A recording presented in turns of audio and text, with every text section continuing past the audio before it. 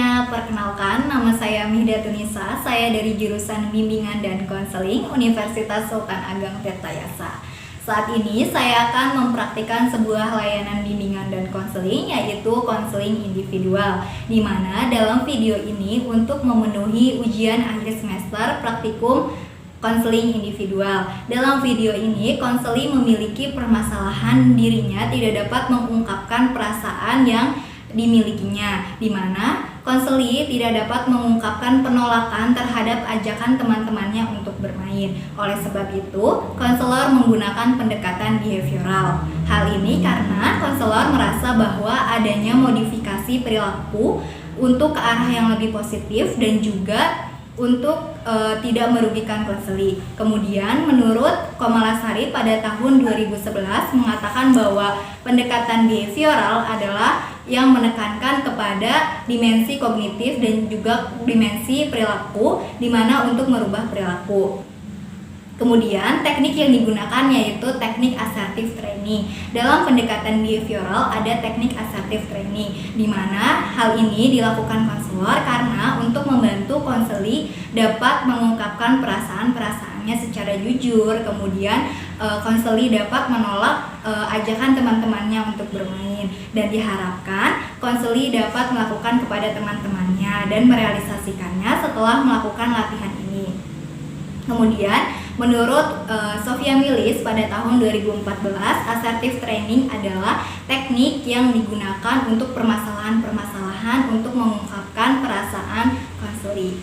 Terima kasih. Mungkin untuk lebih jelasnya bagaimana praktik pendekatan behavioral dalam teknik assertive training bisa langsung ditonton teman-teman. Assalamualaikum Bu. Waalaikumsalam. Lali sudah datang. Ayo silakan masuk, Nak. Ayo Lali silakan duduk, ini Ibu baik. Terima kasih.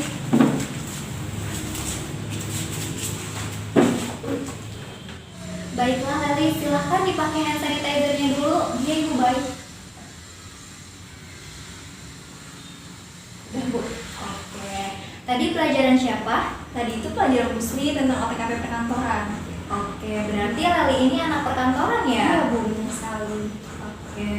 Wah, Ibu senang sekali bertemu Lali pada hari ini. Alhamdulillah. Sebelumnya, Lali telah menghubungi Ibu melalui telepon bahwasannya Lali ingin bertemu dengan Ibu. Sepertinya ada hal yang ingin Lali sampaikan kepada Ibu. Apakah benar seperti itu, Lali? Iya Bu, benar sekali. Saya itu ingin berkonsultasi dengan Ibu dan alhamdulillah bisa dilakukan sekarang. Baiklah, jadi sepertinya kita hari ini akan melakukan proses konseling ya.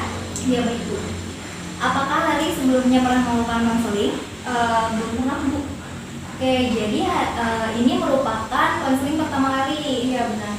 Sebelumnya apakah Lali mengetahui apa itu konseling? Enggak. Baiklah, jika belum, Ibu akan menjelaskan apa itu konseling. Konseling merupakan upaya bantuan yang diberikan kepada seseorang yang membutuhkan pemecahan permasalahan atau solusi terhadap permasalahannya. Jadi di sini dalam proses konseling kita akan melakukan diskusi bersama untuk mencari solusi dari permasalahan kamu. Iya Bu, baik. Dan di sini saya bertugas sebagai fasilitator yang membantu kamu untuk menggali dan mengenali permasalahan kamu, sehingga nantinya kita akan menemukan solusi bersama. Akan tetapi segala keputusan akan dikembalikan kepada kamu. Iya baik. Baiklah, kemudian ada tujuan dari konseling. Tujuan dari konseling ini yaitu untuk membantu memecahkan permasalahan kamu dan juga mencari solusi terhadap permasalahan tersebut. Iya baik Bu. Oke, kemudian dalam proses konseling ini terdapat 3 asas, yaitu yang pertama ada asas keterbukaan. Nah, di asas keterbukaan ini Lali tidak perlu khawatir untuk menceritakan permasalahan Lali. Tidak perlu ada yang ditutup-tutupi sehingga nantinya akan dapat menemukan solusi. Iya Bu, baik. Siap. Kemudian ada asas kesukarelaan. Nah, asas kesukarelaan ini di sini Lali dalam melakukan proses konseling tanpa adanya paksaan. Apakah benar seperti itu, Lali? Iya Bu, saya nggak ada yang maksa sama sekali karena keinginan diri sendiri. Oke, jadi benar ya, Lali melakukan proses konseling ini dengan sukarela. Iya benar. Kemudian asas yang terakhir yaitu asas kerahasiaan. ini berhubungan dengan asas keterbukaan, di mana pada asas kerahasiaan ini Leli tidak perlu khawatir untuk menceritakan permasalahan yang dialami oleh Leli, karena di sini ibu akan menjaga kerahasiaan itu baik dalam proses konseling, sebelum konseling maupun sesudah proses konseling. Iya ibu, baik, terima kasih. Iya, jadi Leli tidak perlu khawatir ya. Siap. Iya, untuk mengatasi kekhawatiran Leli atau keraguan Leli terhadap proses konseling ini, ibu sebelumnya akan mengucapkan janji terlebih dahulu agar Leli lebih mengungkapkan cerita-cerita permasalahan Leli. Iya, di sini ibu sebagai guru BK akan berjanji untuk menjaga kerahasiaan dari informasi yang disampaikan oleh Leli. Iya bu. Baiklah. Jadi di sini Leli tidak perlu khawatir ya. Iya bu, saya sayang sama ibu. Baiklah. Kemudian setelah ibu menjelaskan mengenai konseling dan juga asas, apakah ada yang ingin Leli tanyakan? Enggak bu. Baiklah. Nah, karena sekarang merupakan konseling pertama Leli, kita akan melakukan konseling sebanyak 1 sesi dengan waktu 20 menit. Apakah Leli setuju? Setuju bu. Baiklah. Apakah Leli sudah siap untuk melanjutkan ke tahap selanjutnya? Siap. Oke. Apakah duduknya sudah nyaman? Dah. Oke. Apakah Leli ingin minum terlebih dahulu? Iya bu. Oke, Makasih. silakan.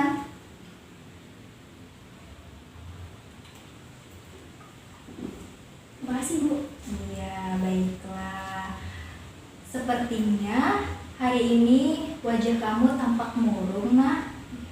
Apakah ada yang mengganggu perasaan kamu? Boleh silahkan jika ada yang ingin kamu ceritakan kepada ibu. Iya bu, saya tuh punya masalah pribadi dengan diri saya sendiri. Saya tuh punya masalah. Sebenarnya saya tuh tipe orang yang tidak enakan sama teman. Jadi pas waktu teman saya tuh ngajak kemanapun, saya iyakan aja. Padahal di hati saya tuh ada rasa tidak enak. Jadi dari situ banyak sekali dampak ke diri saya. Baiklah, ibu memahami apa yang kamu rasakan, Nak. Jadi saat ini permasalahan yang sedang kamu hadapi yaitu bahwasannya kamu tidak dapat menolak ajakan teman kamu untuk bermain. Oleh sebab itu, hari ini kamu ingin melakukan konsultasi ke ibu bagaimana kita menemukan solusi untuk permasalahan kamu ini agar kamu dapat kembali lagi mengatakan bahwa kamu ini ingin menolak ajakan teman kamu. Oke, kemudian apa dampak dari permasalahan ini? Dampaknya tuh banyak banget. Sebenarnya saya tuh punya masalah kayak gini dari SMP, tapi yang dirasakan tuh saya mulai semenjak SMK ini. Kan kemarin kan saya UTS, itu karena saya sering diajak teman saya kayak pergi main, terus pergi kemanapun yang teman saya ngajak saya selalu ikut gitu. Dampaknya itu banyak sekali, mulai dari orang tua saya suka marah-marah karena saya pulang malam, terus juga mulai dari organisasi saya yang terbengkalai karena saya terlalu mengikuti ajakan teman, jadi organisasi saya tidak diikutsertakan. Terus juga mulai dan yang paling masalah utamanya itu Bu, saya itu nilai akademik saya itu mulai turun semenjak saya mengikuti ajakan teman saya itu Bu. Oke, jadi permasalahan ini berdampak kepada prestasi kamu saat ini. Iya, kemudian apakah sebelumnya kamu sudah mencoba untuk menolak ajakan teman kamu untuk bermain? Sebenarnya pernah waktu itu, tapi kayak ada pertimbangan dan akhirnya saya ikut-ikut aja. Sebenarnya di hati saya tuh ada kata penolakan, tapi saya nggak bisa ngungkapinnya kayak gimana. Oke, sebenarnya apa yang kamu rasakan ketika kamu bermain dengan teman-teman kamu? Saya merasa saya senang, ya di sisi lain saya senang kalau diajak teman main. Tapi di sisi lain saya juga memikirkan tugas yang numpuk, dan di situ kayak buat diri saya tuh nggak tahu harus gimana lagi gitu. Baiklah, kamu mengatakan jika kamu merasa senang bermain dengan teman-teman kamu, tetapi di lain sisi kamu juga mengatakan bahwa kamu sering mengkhawatirkan dan memikirkan tugas-tugas kamu. Apakah kamu bisa menjelaskan hal tersebut? Iya Bu, kan kalau misalnya saya main gitu, kayak teman saya, lah main yuk, terus juga ya saya iyain aja. Di sisi saya pas saya main, saya ada kepikiran, ya tugas bahasa Inggris saya belum kelar nih, tugas MTK saya belum kelar nih. Tapi di sisi lain saya juga di situ sedang berada di lingkungan teman-teman saya yang sedang bermain, jadi kayak ada pikiran bimbang, terus juga was-was, dan akhirnya dampaknya saya rasakan sendiri, dan saat ini nilai saya anjlok banget. Baiklah, Ibu memahami apa yang kamu rasakan ya. Jadi saat ini permasalahan yang sedang kamu hadapi itu bahwasanya kamu tidak dapat menolak ajakan teman kamu untuk bermain sehingga akhirnya berdampak kepada prestasi kamu yang justru merugikan. Hal-hal buruk ini terjadi kepada kamu. Iya Ibu, Oke. Nah, selanjutnya jika Ibu boleh tahu apa yang ingin kamu lakukan terhadap permasalahan ini? Yang saya inginin sih Bu, saya tuh bisa nolak gitu ajakan teman saya tanpa ragu, tanpa ada pertimbangan. Saya pengen nolak, saya nggak bisa, saya ada tugas, saya harus belajar gitu Bu, tapi saya nggak tahu cara nolaknya kayak gimana. Oke, baiklah. Setelah Ibu mendengarkan cerita kamu, informasi mengenai permasalahan kamu, di sini Ibu akan membantu kamu dengan menggunakan latihan asertif. Jadi Ibu, latihan asertif itu apa? Ya, latihan asertif itu merupakan bantuan yang diberikan atau teknik yang digunakan untuk membantu seseorang yang dapat mengungkapkan perasaannya. Nah, ini cocok sekali untuk permasalahan Leli karena di sini Leli tidak dapat mengungkapkan apa yang Leli rasakan, betul? Iya benar sekali Bu. Iya. Nah, jadi dengan diadakannya latihan asertif ini diharapkan Leli dapat mempunyai kepercayaan diri untuk menolak ajakan teman Leli untuk bermain. Iya Bu, baik. Oke, nah Ibu akan menjelaskan bagaimana pelaksanaan dari teknik latihan asertif ini. Jadi di sini dalam latihan asertif ini ada sisi A dan juga ada sisi B. Nah, sisi A di sini ini yaitu sebagai diri Leli sendiri. Iya, dan sisi B merupakan yang berperan sebagai teman-teman Leli yang mengajak Leli bermain. Kemudian di sini Leli dapat menggunakan peran tersebut, baik peran A maupun peran B. Jadi keduanya Ibu. Iya, betul. Jadi di sini Ibu menerapkan dengan menggunakan teknik kursi kosong. Seperti itu. Nah, sampai sini apakah ada yang ingin Leli tanyakan? Enggak Bu, saya sudah mengerti. Oke, jadi di sini dalam latihan ini Leli boleh menyampaikan apa yang ingin Leli sampaikan kepada teman-teman Leli, gitu ya. Iya Bu, baik. Oke, baiklah. Apakah kita langsung saja melaksanakan teknik tersebut? Boleh Bu. Oke, jadi kita langsung saja ya. Iya. Oke, Ibu persilakan kepada Leli. Oh baik Bu, saya akan memperagakan. Jadi gini ya Bu, ini teman saya, Leli besok main yuk. Dan saya juga jawab, besok main kemana? Besok main ke bioskop ya, kita nonton. Maaf deh, saya nggak bisa, soalnya besok itu saya ada tugas numpuk banget. Dan mereka itu, oh ada tugas, tuh main lo nugas. Dan di situ saya, iya besok saya ada tugas tambahan, jadi nggak enak juga kalau numpuk tugasnya, jadi pusing. Oh ya udah deh, lain kali ya Lel. Iya, jadi seperti itu Bu yang saya peragakan tadi. Iya, betul sekali. Nah, setelah Ibu lihat saat melakukan teknik assertive training ini, Leli sudah mampu mengucapkan atau mengatakan penolakan tersebut kepada teman-teman Leli. Nah, Ibu harap hal tersebut akan terrealisasikan ke depannya. Amin Bu, semoga saya juga nggak ragu lagi. Iya, kemudian bagaimana perasaan Leli setelah melakukan teknik tersebut? Perasaan saya senang, terus juga kayak ada rasa nggak ragu, terus juga saya lebih lega sih Bu karena saya bisa mengungkapin perasaan saya sendiri untuk menolak. Ya, Baiklah, jadi perasaan Leli sudah dapat percaya diri ya dengan melakukan teknik tersebut. Baiklah, kemudian apakah permasalahan sudah selesai? Semoga sih Bu, karena saya juga belum melakukannya. Semoga saya bisa merealisasikannya. Iya, Ibu percaya bahwa Leli itu dapat melakukannya karena tadi saja saat melakukan teknik tersebut, Leli sudah bagus, sudah mampu percaya diri untuk mengungkapkan penolakan tersebut. Iya, jadi Leli tidak perlu merasa khawatir lagi ya atau merasa ragu untuk melakukan penolakan tersebut. Iya Ibu. Nah, kemudian di sini Ibu memiliki beberapa alternatif solusi agar Leli mampu melakukan penolakan tersebut tanpa menyinggung perasaan teman-teman Leli ya. Iya, yang pertama di sini Leli dapat melakukan sikap tegas kepada teman-teman Leli, katakan iya atau tidak ketika teman-teman Leli tersebut mengajak Leli untuk bermain. Iya, seperti itu. Jadi ketika Leli belum menemukan keputusan untuk mengikuti perkataan atau ajakan teman Leli, izinkan Leli terlebih dahulu memikirkannya. Kemudian setelah menemukan keputusan yang tepat, Leli nyatakan dengan penuh percaya diri.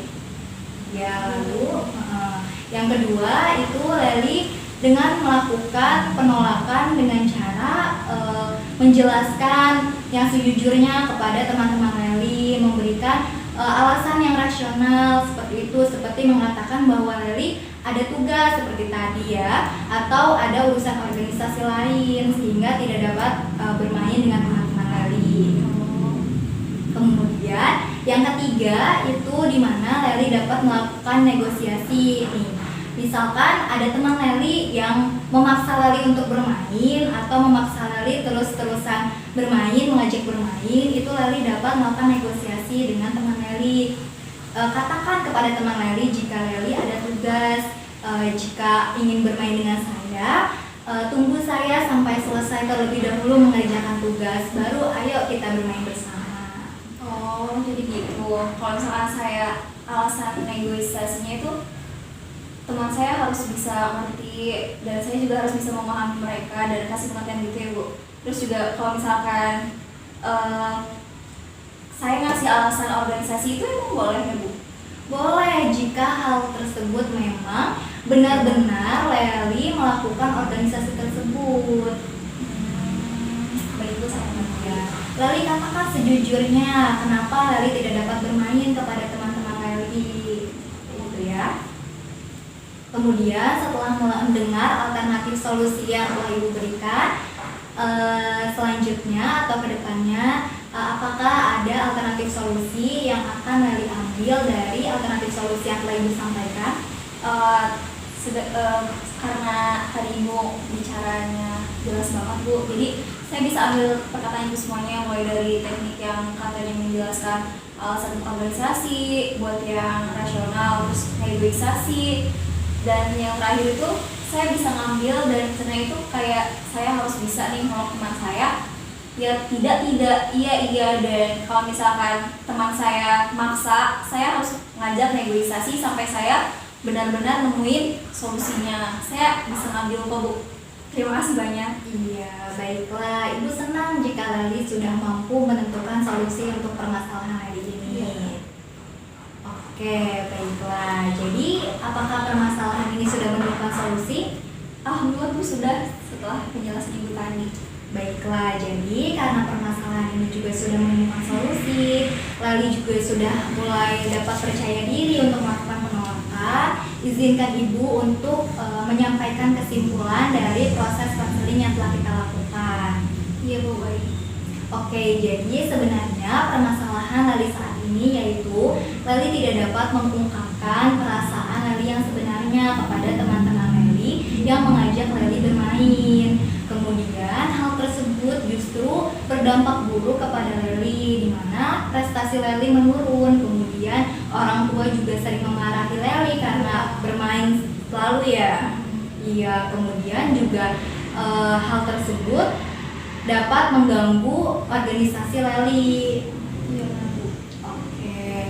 Kemudian setelah melakukan latihan asertif, di sini Leli sudah mulai dapat percaya diri, sudah mampu mengungkapkan perasaan-perasaan Leli Leli, dan Leli juga di dalam proses konseling ini sudah menemukan solusinya ya. Iya Bu, alhamdulillah. Iya, jadi saran yang diambil oleh Leli yaitu yang pertama, Leli akan bersikap tegas kepada teman-teman Leli untuk mengatakan ya atau tidak. Kemudian yang kedua, Leli akan menjelaskan alasan yang rasional kepada teman-teman Leli. Lalu yang ketiga, Leli akan melakukan negosiasi bersama dengan teman-teman Leli. Seperti itu ya Leli? Iya Bu, baik. Oke, kemudian Ibu ingin bertanya kepada Leli, bagaimana perasaan Leli setelah melakukan konseling dengan Ibu? Perasaannya lega sekali Bu, karena udah ada arahan juga. Pokoknya senang deh, saya semoga bisa dilalui. Alhamdulillah, Ibu juga senang dapat membantu Leli. Oke, karena mungkin waktunya sudah habis dan bel masuk akan berbunyi, ya. Iya, Ibu ingin mendengarkan kesan, pesan, serta hasil yang telah kita dapatkan dalam proses konseling ini. Silakan Leli. Dari proses konseling ini sih banyak yang saya ambil Bu, mulai dari tekniknya, terutama teknik untuk saya menolak ajaran teman tersebut, dan semoga saya bisa merealisasikannya dalam kehidupan nyata saya Bu. Terima kasih banyak. Baiklah, Ibu senang mendengar hal tersebut. Semoga Leli dapat melakukan saran atau solusi tersebut dengan penuh komitmen. Ya, dan Leli juga dapat merealisasikan latihan-latihan yang telah kita lakukan bersama. Oke, nah mungkin sebelum menutup proses konseling ini, silakan Leli di sini mengisi lembar kepuasan konseling terlebih dahulu ya. Iya, baik Bu. Oke, silakan Leli.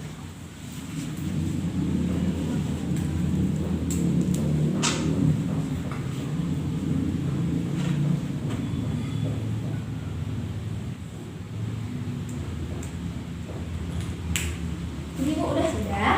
Baiklah, terima kasih Leli. Iya.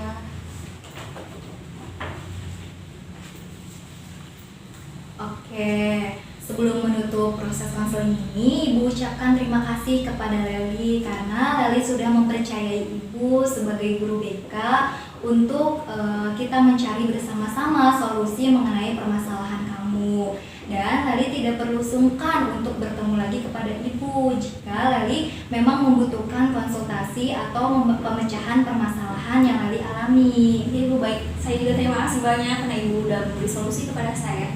Oke. Oh ya udah Bu, karena konsernya juga sudah selesai, karena bel masuk juga udah bunyi, saya pamit dulu ya Bu. Iya. Terima kasih Bu. Ya Leli. Ayo Leli, Bu antar. Iya Ibu, makasih. Pelajaran siapa setelah ini?